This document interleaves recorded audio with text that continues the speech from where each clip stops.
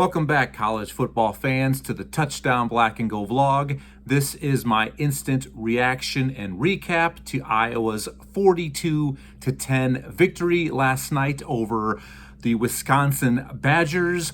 With the victory, Iowa improves to 6-3 overall, 4-2 in Big Ten Conference play, while Wisconsin drops to 5-4 overall, 3-3 in Big Ten Conference play. And with the victory, Iowa secures the Heartland Trophy. And also with the victory, they find themselves bowl eligible. And also with the victory, that is now 3 straight victories for Iowa over their rival to the north. And that's been a hot minute since that has happened in this rivalry game series. I'm going to say probably you have to go back to maybe early in the 2000s after Coach Kirk Ferentz got himself established and they started rolling there in Iowa City. What a great game, great atmosphere there inside Kinnick Stadium. It looked off the hook for the blackout there on NBC on television. I was able to watch it from the comfort of my own home. And what a great showing it was. And I like to say good morning, happy Sunday morning to you and yours. And what a great morning it is to be a Hawkeye fan. Welcome back to the channel. I'm your usual host, Blair Parks. It's great to have you back with me for this week's reaction and recap episode. If this is your first time with me, welcome into the channel. For those of you who've been with me for a while, you've been friends of the Touchdown Black and Gold vlog, I thank you and I applaud your interest, your attention, your support. Without you, none of this would be possible. And anything that I say or present, I do present some hot takes. I'll give you some opinions. I'll give you some facts. And I always encourage, ask for, and welcome your comments. I want to get you involved because you, the college football fans, are why I do this. You drive these episodes, so please, I encourage you, get involved, exercise your college football voice, comment below, and I promise I will get back to each and every one of you much sooner than later via those comments. And please like, share, rate, subscribe, and tell all of your fellow college football fans, your family members, friends, colleagues, to check me out here on the Touchdown Black and Gold vlog. All right, so to break down this victory, some of my initial comments that I wanted to share with you, my college football fellow brothers and sisters, and all of you Wisconsin fans, thank you very much for tuning in. You are always welcome here on the Touchdown Black and Gold vlog. Hawkeye fans, as always, you are always welcome here as well. I am one of you. I bleed black and gold, but I am not a Homer Simpson fan. I can be very subjective and objective when it comes down to things. But my initial comments on this game, this game did not necessarily go the way that I saw it playing out up here. I did select this week during my preview episode, I did select Iowa to win this game, and I did select Iowa to win this game preseason, but I did not see it coming in such a one fashion sort of way. I mean, how this game played out, it was something else, all right? And to me, growing up in a Hawkeye household in Northwest Illinois, even now I do reside in the Show Me state of Missouri, this was always Iowa's biggest rival in Big Ten Conference play. I mean, yes, the Floyd of Rosedale Trophy, the annual showdown with Minnesota, absolutely is a big rivalry game. I mean, it is hands down the coolest rivalry trophy, I believe, in the entire land. I mean, I love that rivalry game and the trophy. It was something that was very close, that game, to my father's heart, rest his soul. But I think if you would ask the majority of Hawkeye fans and the majority of Wisconsin fans, they would say the same thing, that this is the biggest rival for each team. And that's a shared rivalry Wisconsin has with Minnesota. At the end of the year, they play for Paul Bunyan's axe. But I do think a lot of them would say that Iowa is their biggest rivalry game in the Big Ten. Please, Badger fans, I want to hear from you. Let me know if you think that statement is true or false. Can't wait to hear from you. Please comment, like, share, subscribe. And I did say this in the opening, it's been a while since Iowa has been able to win 3 of these contests in a row. Right before kickoff, I kind of had a little bit of an epiphany, and I kind of came to a conclusion that, yes, I did expect Iowa to win, but coming into this game, both of these programs really are kind of on shaky ground. I mean, they kind of find themselves at crossroads, especially in the brand new world of college football with the NIL, transfer portal, the 12-team playoff. And it really showed that both of these programs do have a ways to go, but especially for Wisconsin. And I've said this the last 2 years, for them to do a complete 180 as far as their normal identity, as far as going from a ground and pound physical team to where we want to drag you inside of a phone booth and have a good old-fashioned rock fight and just control the lines of scrimmage, to now try to implement more of an RPO or air raid type offense under second-year coach Luke Fickell. It seems like this is not really getting a lot of traction up there in Madison. They're still kind of having a little bit of an identity crisis there in Wisconsin. And I think it's better for the entire Big Ten when Wisconsin is where we normally have associated them being at that upper level of programs and teams in our conference.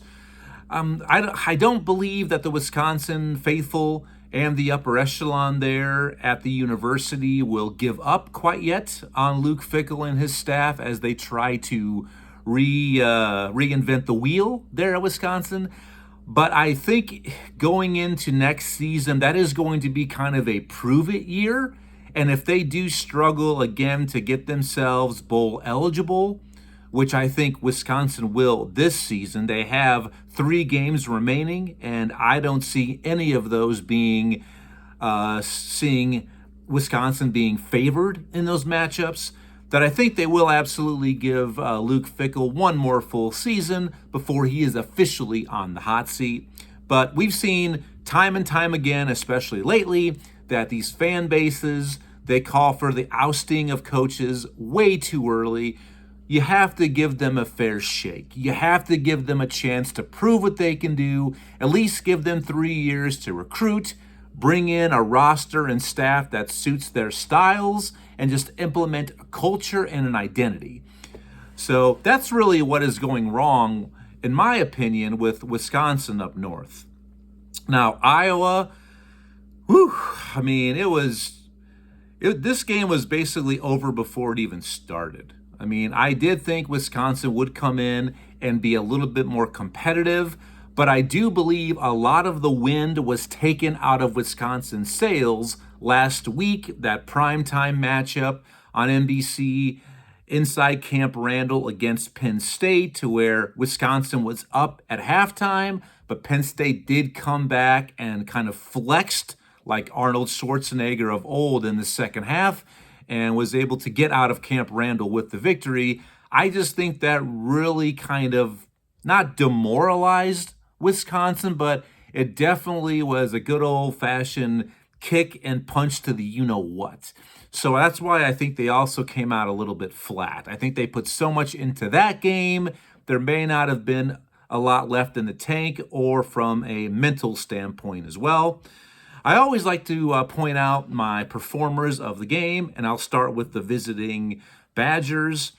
Some might say it's difficult to really find 1 or 2 standouts, or maybe a standout group from Wisconsin last night, but I've got to start with one of their defensive players, Christian Allegro. I mean, this cat was all over the field. It seemed like every single play, every single tackle he was involved in. I mean, his stats from last night's game, I mean, they only confirm that. Mr. Allegro accounted for 16 total tackles, 7 solo. He did record a sack and also 1.5 tackles for a loss. So that is getting it done. I mean, that is just padding your stats right there. And yes, I get it. Wisconsin's defense was on the field way more frequently than the offense, but you still have to work to get those kind of stats. So what a great game Mr. Allegro put up there for Wisconsin. And that really was the standout performance or performer that I saw on the Wisconsin sideline. Now, Iowa, I mean, first and foremost, you got to start off with their running back core. And this is a core that has proven all year long that they're deep, they're up to the challenge, they're physical, there is that next man up mentality, but still, the stud, the head honcho, the dude in that running back room is the bell cow Caleb Johnson. I mean, when you just see the stats, what Iowa's rushing attack was able to accomplish last night to the tune of 330 yards rushing against this Wisconsin defense, that jumps out at you. That is not the Wisconsin defense that we've come accustomed to when we play them as Hawkeye fans. I mean, and when you further look at that, giving up 330 yards rushing, there was 53 rushing attempts, average of 6.2 yards per attempt. Woo! That's difficult. That is a tough pill to swallow. And the total yards, the discrepancy in this game, Iowa was able to tally 423 yards total to Wisconsin's 261 total yards on the game. And going back to the Iowa rushing attack, I mean, Caleb Johnson just continues to show up and show out night in, week out, week in. He just does. Last night, 24 carries, 135 yards, good for 5.6 yards per rush, and he recorded another hat trick with not one, but two, but three rushing touchdowns, and he basically didn't even play the entire fourth quarter. I mean, if it wasn't for a guy named Ashton Jeanty up there at Boise State, their stud, highly talented running back, their once-in-a-generation type player there for the Broncos on the Smurf turf, we'd be talking about Caleb Johnson potentially being a Heisman Trophy finalist because he is second overall in the country in rushing yards, and I believe he is tied or first place now for total rushing yards. He would absolutely be in the Heisman Trophy finalist discussion if it weren't for Ashton Jeanty up there.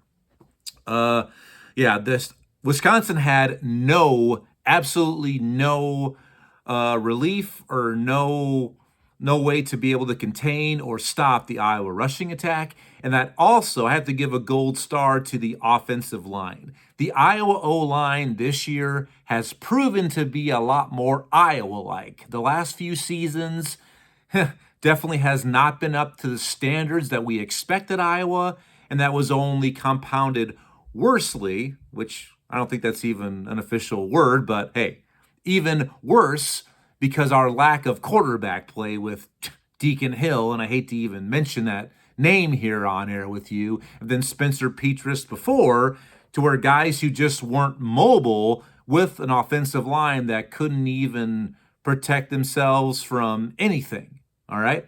So the Iowa O-line, especially the rushing protection and rushing assignments, the rushing attack has been excellent, and a big part of that is because of that Iowa O-line. So kudos to them, hats off to the offensive line. Brendan Sullivan making his first official start, and it is fair to say the Brendan Sullivan era is here to stay. I think after last night's showing his performance, there is absolutely no way that Iowa can or will go back to quarterback Cade McNamara, who was sidelined yesterday coming out of a concussion protocol. So I think unless Brendan Sullivan gets injured through here out, with Iowa has 3 games remaining, I don't believe we're going to see Cade McNamara on the field at all. I mean, and Brendan Sullivan's numbers, they don't pop out at you. All right, they don't. Making his first career start, he was 7 of 10 passing the ball, so only 10 passing attempts. But still, completed 70% of those passes. That's good. Only accounted for 93 yards total, but did throw one touchdown pass, but more importantly, did not turn the ball over, did not fumble it, did not throw an interception. But what Brendan Sullivan does for the Iowa offense, he brings them that brand new style. He opens up so many more options for them because he is fleet of foot. And I have been begging the Iowa program, the coaching staff, and I've been pleading with you for 3 seasons, the Touchdown Black and Gold family, that in this new era of college football, you have to have a mobile quarterback who can extend the plays, who can roll out, who can create on their own, or simply sometimes just call a quarterback keeper. And that's exactly what Brendan Sullivan does. And that's the kind of quarterback Iowa has refused to recruit within the last decade. And they just have. And it's really paying off. The benefits are paying off already. Brendan Sullivan absolutely fits new offensive coordinator Tim Lester's system and what he's looking to accomplish as the signal caller there in Iowa City. I mean, his rushing yesterday, all that does is open it up more for Iowa's rushing attack. Brendan Sullivan, he carried the ball 9 times for 58 yards. That's 6.4 yards per carry, and he did account for 1 rushing touchdown.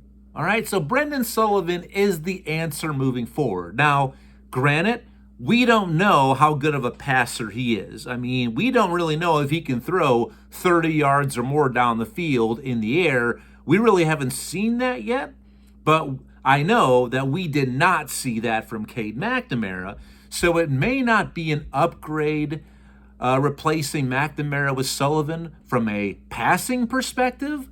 But as far as who gives Iowa the best chance to win and who basically fuels this offense to get them moving more, it's undeniable it's Brendan Sullivan. All right? But as long as he keeps making good decisions, utilizing his arm, but primarily his feet to just scramble, make things happen, it's going to help the Iowa offense out. So I was very impressed with Brendan Sullivan's first career start. I mean, Wisconsin did have a full week to scout what he could do on the field, and they did for a while there. They were able to contain Brendan Sullivan, but as the game wore on, he was able to get outside or find some running room, and that just opened up everything for the Iowa offense. At that point, it was like opening Pandora's box, especially in that second half, which is actually more like opening the floodgates because they could not stop Iowa in that second half. They just couldn't. So kudos to Brendan Sullivan. Yeah, a lot of good things to like. All right, a lot of good things to like as an Iowa fan. And where we go from here, Iowa travels next week. It's a short week. They're on the road. They head west, young man, to take on UCLA inside the hollow ground of the Rose Bowl. It's a Friday night game, so a short week. You have to go through, those time zones. And we know this year what the record is for teams who have been traveling 2 or more time zones. It's very, very abysmal in the Big Ten. It just is. And Iowa, Hawkeye fans, I got to bring it up. We all know what the results have been in our memory when Iowa has made the travels out west. It normally has not worked out well for our Hawkeyes. It just hasn't. So this is a very dangerous game. I mean, UCLA is absolutely playing better football. They went on the road and defeated Nebraska inside Memorial Stadium yesterday in Lincoln. So this team is playing their best football of the year. So this game really scares me. In preseason, I did pick Iowa to lose this game because of those reasons. It's a short week.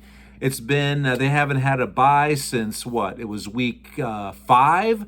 So they're banged up. We've got some major injuries. They're banged up. It's short week. You have to travel. You have to exercise those demons from the past in the Rose Bowl. This is a dangerous game for Iowa. And am I sticking with Iowa to lose this game? Well, you'll have to watch my Week 11 preview and picks episode later this week. Wisconsin, they have a bye week, and then they host number 1 Oregon after that. And they host Oregon, they go to Nebraska, and they host Minnesota. And all 3 of those teams are playing really good football. So I think it's going to be a little bit of a stretch and a reach for Wisconsin to get to bowl eligibility. And I did say that preseason also. My expectations for Wisconsin were not where a lot of others people's were. I thought best case scenario, they're going to be a 6-6 ball team. And I think I might end up being right on for that prediction. Other things about this game and where we go from here.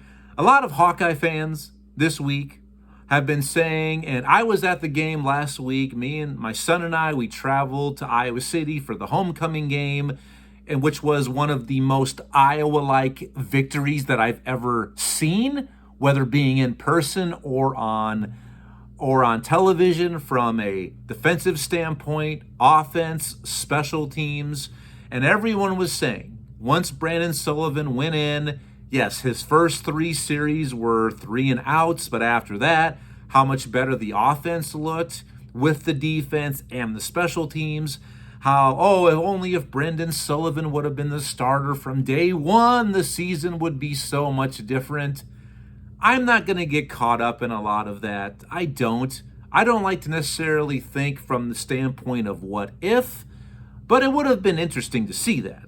All right. I think either way, Iowa is not going to go to Ohio State and beat the mighty Buckeyes, or as Gus Johnson said numerous times yesterday during the Ohio State-Penn State broadcast, the world famous Ohio State Buckeyes, which, yeah, they're famous, but the last time I checked, Penn State is definitely a fellow blue blood program. I don't really know where Gus Johnson was going with that, but anyway, Iowa was not going to go to Columbus and win that game. The Michigan State game, yes, it really necessarily wasn't a problem with the offense. It was a defensive letdown when Iowa got smoked for over 400 yards and couldn't even force one punt. So I don't know if Brandon Sullivan is going to be able to help Iowa and win that game because he can't play defense, right? The Iowa State game, I do believe that if he's in there, they probably do defeat Iowa State, who did fall from the rankings of the unbeatens yesterday. They lost at home in the rain at Ames against visiting Texas Tech. But twice, Iowa had it 1st and goal to go inside the 10. Actually, I think both times inside the 6-yard line, and they couldn't get in the end zone, and they had to settle for 2 field goals, and they ended up losing by 1 point on a walk-off field goal. So if he's in for that game, I do believe Iowa would have won that game. But hey, that's the fun of just playing the what-if game, but it didn't happen. So Hawkeye fans, we just have to move on and accept this is what it is at this point moving forward. Big things coming up here on the channel, and thank you for your time, your attention, your support. Please help me out. Like, share, comment. I can't wait to hear from you. Let me know if you agree or disagree with my hot takes. Wisconsin fans, I can't wait to hear from you. You are always welcomed here in the Touchdown Black and Gold vlog. All fans of college football. Sorry, I got a little tongue-tied there. I do my own stunts here in the Touchdown Black and Gold vlog. I don't do any retakes. I don't do any edits, any dress rehearsals. None of that, because this is the hobby, and that sounds like a job and a career, and I've already got one of those with 2 young children, so I'm a little bit busy. But yeah, a lot of big things here on the channel. Later today, I am going to have an episode on my initial projections for the first ever college football playoff rankings in the new 12-team format. I am going to be taping that later today. Those are unveiled on Tuesday night, which also happens to be election day and election night in this great country of ours. Please get out there, exercise your right, vote, let your voice be heard. So I cannot wait to tune in to watch the election results, watch the initial unveiling of the college football playoff rankings, as I mentioned. So I am going to have an episode based on how I would rank the top 12 teams right now. Expect that to be posted tomorrow on Monday, either early morning or late morning for your viewing and listening pleasure. Also later this week, as always, I will have my preview and picks episode. Week 11's right around the corner. That'll be out Thursday for everyone. So until then, thank you for all you do for the channel. Let me know what you think. Like, share, comment, subscribe. Can't wait to hear from you. Enjoy the rest of your Sunday. Hawkeye fans, thank you. Wisconsin fans, thank you as well. I got much love for all of you. Sammy Sosa style. So until tomorrow, enjoy the rest of your day. And say hello to your friends, your family. Rest, be safe, be responsible. And I'll see you soon on the Touchdown Black and Gold vlog. Take care. Go Hawks. Bye-bye.